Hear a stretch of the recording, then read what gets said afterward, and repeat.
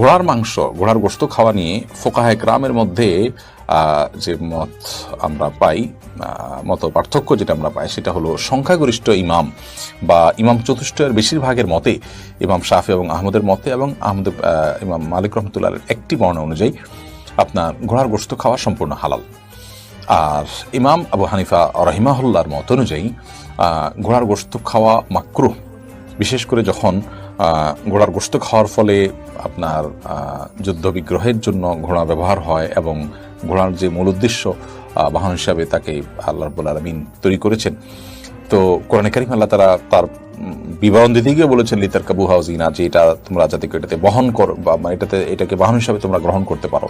আল্লাহ রাব্বুল আলামিন এর আয়াত থেকে বোঝা যায় এটা মূলত বাহন, অতএব সেখানে সংকট তৈরি হতে পারে, সেই জায়গা থেকে এটাকে মাকরুহ বলেছেন তারা। তাও মাকরুহটা আবার মাকরুহে তানজিহি, অর্থাৎ জাস্ট না খাওয়া ভালো, এতটুকু।